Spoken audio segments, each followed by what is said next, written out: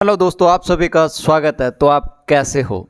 आज हम बात करने वाले हैं नोएडा केस।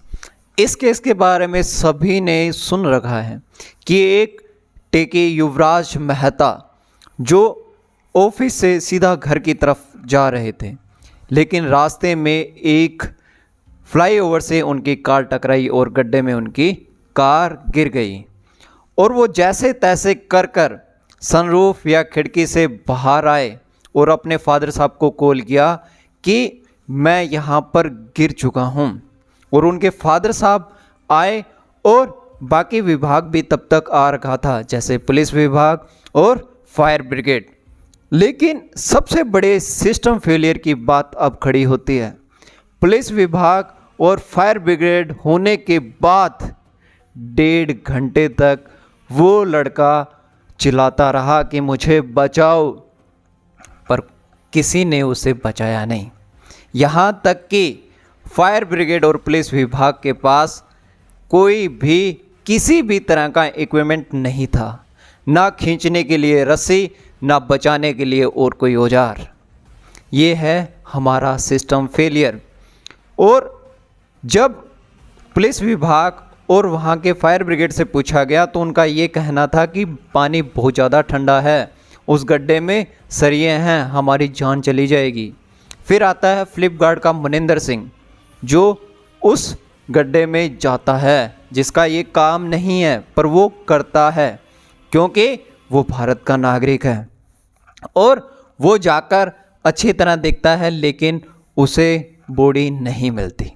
वो बाहर आता है और वो इंटरव्यू देता है कि वहाँ पर फायर ब्रिगेड भी थी, वहाँ पर सारे लोग खड़े थे, पर किसी ने बचाया नहीं। जब ये इंटरव्यू वायरल हुआ तो सभी ने गवर्नमेंट से पूछा अकाउंटेबिलिटी के बारे में। सभी ने पूछा कि ये क्यों हुआ। वापस मनिंदर सिंह का इंटरव्यू आता है और वो बोलते हैं कि नहीं, पुलिस विभाग, फायर ब्रिगेड सभी ने उन्हें बचाने की कोशिश की और पानी के अंदर गया। ये कैसे हुआ? वो बंदा जो उस वक्त ये बोल रहा था कि कोई भी काम नहीं आया, वो 15 दिन बाद ये क्यों बोल रहा है कि वहाँ का हर एक इंसान जो गवर्नमेंट एम्प्लॉय खड़ा था वो काम आया? ये क्यों हुआ? सबसे बड़ा पॉइंट तो ये है कि ये क्यों हुआ। ये हुआ उस पर प्रेशर बनाने के लिए कि गवर्नमेंट का सच किसी के सामने नहीं आए।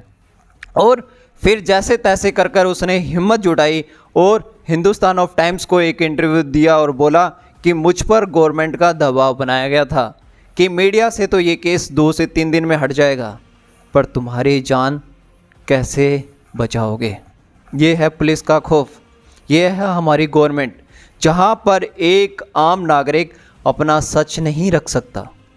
अगर वो सच रखता है, अगर वो किसी भी मिसबिहेव के खिलाफ जाता है तो उसे अपनी जान से हाथ धोना पड़ता है, उसे किसी झूठे केस में फंसा दिया जाता है। हाल ही में ऐसा अपने 14 साल के बच्चे के पर भी देखा कि उसने सिर्फ कुछ चीज़ें पूछी और उस पर एक FIR दर्ज हो गई। ऐसा ही थोड़े दिन पहले शंकराचार्य के साथ हुआ कि उन्होंने गौओं के बारे में बात की, उन्होंने गायों के बारे में बात की और उनसे सबूत मांगे गए कि वो शंकराचार्य है या नहीं। अब आप देखो कि हम किस तरफ जा रहे हैं, क्योंकि हमारा वोट ही डिसाइड करता है कि हमारी सरकार कैसी होगी। पर ये सब हमारा मुद्दा नहीं है। हमारा मुद्दा है कि ये हुआ कैसे, क्योंकि जो फ्लाई ब्रिज बनाया गया था वो 90 डिग्री एंगल पे बनाया गया था और कोई भी development country, Japan, China, USA कभी भी 90 डिग्री पर ओवर ब्रिज नहीं बनाती। ये सबसे फेलियर प्रोजेक्ट होता है।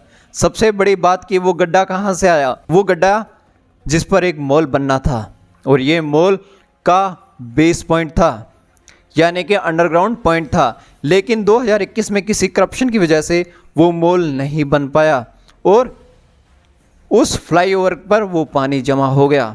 वो मॉल भी CBI इन्वेस्टिगेट में है क्योंकि वो करप्शन के तहत है। पर युवराज मेहता को ना बचाना यहाँ के गवर्नमेंट एम्प्लॉय की सबसे बड़ी नाकामयाबी है। वहीं मनिंदर सिंह के इंटरव्यू पर जो रिएक्शन हुआ, जो वायरल हुआ उनका इंटरव्यू, और बाद में उनके बयान चेंज हुए, ये भी दिल दहला देने वाली घटना है, क्योंकि अब लगता है कि जो लोग भारत छोड़कर जा रहे हैं वो सही जा रहे हैं। क्योंकि किसी भी संविधान में, और जो संविधान निर्माता थे उन्होंने कभी नहीं सोचा था कि ये संविधान हमने ऐसे बनाया है। वो भारत को इस रूप में देखना चाहते थे कि कोई भी इंसान किसी भी गवर्नमेंट एम्प्लॉय से कुछ भी पूछ सकता है रिगार्डिंग उसके प्रोजेक्ट, रिगार्डिंग उसके सर्विस, रिगार्डिंग उसके जो कार्यकाल में उसने किया है।